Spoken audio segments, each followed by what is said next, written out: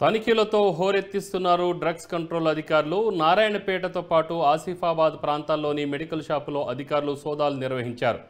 జైటాట్ injection, ఆయుఆర్సి సిరప్లు seize చేశారు.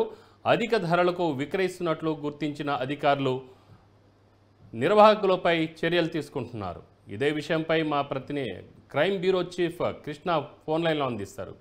కృష్ణ, ఇటీవల కాలంలో ఏదైతే డ్రగ్స్ కంట్రోల్ డీజీగా కమలాసన్ రెడ్డి బాధ్యతలు చేపట్టిన తర్వాత అనేకమైన ప్రభుత్వ బ్లడ్ బ్యాంకుల తర్వాత ప్రభుత్వం నుంచి ఎలాంటి అనుమతులు లేకుండా వెళ్చిన ఈ ఆసుపత్రులు అలాగే మెడికల్ షాప్ల వ్యవహారానికి సంబంధించి దాడులు నిర్వహించడం జరుగుతుంది. ఒక పక్కన ఈ సోదాలు నిర్వహిస్తున్నాయి. ఈసారి నారాయణపేటతో పాటు ఆసిఫాబాద్ ప్రాంతంలో ఉన్న మెడికల్ షాపుల్లో ఈ సోదాలు నిర్వహిస్తున్నారు. ఇందులో జైటాట్ ఇంజెక్షన్ అని, అది ఏదైతే ఫంగల్ ఇన్ఫెక్షన్ అని, అలాగే ఆయుఆర్సి అనే ఒక సిరప్లను తీర్చేయడం జరిగింది. ప్రభుత్వం నిర్ణయించిన ధరలు కాకుండా మెడికల్ షాప్ యాజమాన్యం ఇష్టానుసారంగా ధరలు నిర్ణయించుకొని వారు అధిక ధరలకు ప్రజలకు విక్రయిస్తున్నట్లు అనేక ఫిర్యాదులు అందే. ఈ ఫిర్యాదుల నేపథ్యంలోనే పోలీసులు సహాయంతో ఇటు డ్రగ్స్ కంట్రోల్ అధికారులు ఆయా మెడికల్ షాప్ల పైన దాడులు చేయడం కూడా జరిగింది. ఏదైతే అధిక ధరలకు విక్రయిస్తున్న మెడికల్ షాప్ లో ఈ మందులను తీర్చడమే కాకుండా వాటి యజమానులకు నోటీసులు ఇచ్చారు. మరోసారి ఇదే తరహా కనుక అధిక ధరలకు మందులు విక్రయిస్తే షాపులు సీజ్ చేసి ఆ షాప్ లైసెన్స్ క్యాన్సిల్ చేస్తామని హెచ్చరికలు జారీ చేయడం జరిగింది. రామారావు, అంటే గతంలో కూడా చాలాసార్లు అనేక స్టోర్స్లలో ఇలాగా అధిక ధరలకు అమ్మడం అనేది చేశారు. కేసులు కూడా నమోదైనాయి.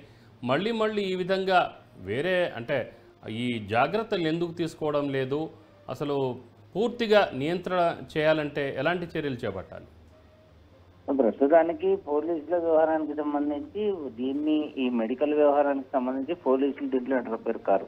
డ్రగ్స్ కంట్రోల్ అధికారులు కూడా దాడులు చేసి ఏదైతే మందులు అధికంగా ధరలకు నిర్ణయించి అమ్ముతున్నారో వాటిని సీజ్ చేయడం మాత్రమే జరుగుతుంది. అలాగే అవసరమైతే ఆ మెడికల్ షాపులకు లైసెన్స్ అనేది రద్దు చేస్తారు. ఇక ఈ కేసు నకిలీ మందుల వ్యవహారం అయితే పోలీసులతో కలిసి సంయుక్తంగా దాడులు చేసిన క్రమంలో పోలీసులు వారిని అరెస్ట్ చేసే అవకాశాలు ఉంటాయి. ప్రస్తుతం ఇది అధిక ధరలకు కాబట్టి యజమానులకు నోటీసులు మాత్రమే ఇవ్వడం జరుగుతుంది. ఆ తర్వాత అవసరమైతే మరోసారి కనుక దాడుల్లో కనుక ఇదే తరహాలో కనుక అధిక ధరలకు మందులు విక్రయిస్తే ఖచ్చితంగా వారి లైసెన్స్ క్యాన్సిల్ అయ్యేటలా డ్రగ్స్ కంట్రోల్ అధికారులు చర్యలు తీసుకుంటారు. అయితే ఎవరైతే జనాలు మెడికల్ షాపులకు మందులు కొనుగోలు చేస్తారో వాళ్ళు అధిక ధరలకు విక్రయిస్తున్నారని తెలిసిన తర్వాత ప్రతి మెడికల్ షాప్ లో కూడా ఆయా ఏరియా సంబంధిత అధికారి పేరు, ఫోన్ నంబర్ అనేది ఖచ్చితంగా షాపుల్లో డిస్ప్లే అయి ఉంటుంది. అది అనుమానం వచ్చి మందులు అధికంగా ఉన్న క్రమంలో తమకు ఫిర్యాదు చేస్తే వెంటనే వచ్చి ఆయా మెడికల్ షాపుల్లో సోదాలు నిర్వహించి అతను అధిక ధరలకు విక్రయిస్తే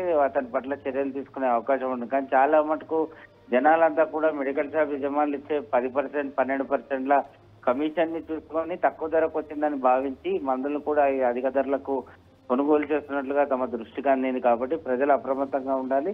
ఏదైనా అనుమానం వస్తే తమ కంట్రోల్ రూమ్ కి కానీ లేదంటే మెడికల్ షాపుల్లో డిస్ప్లే పెట్టిన ఆ నెంబర్లకు సంబంధిత డ్రగ్స్ కంట్రోల్ అధికారులకు ఫోన్ చేసి సమాచారం అందించాలని చెప్పడం జరుగుతుంది. Right Krishna, thank you.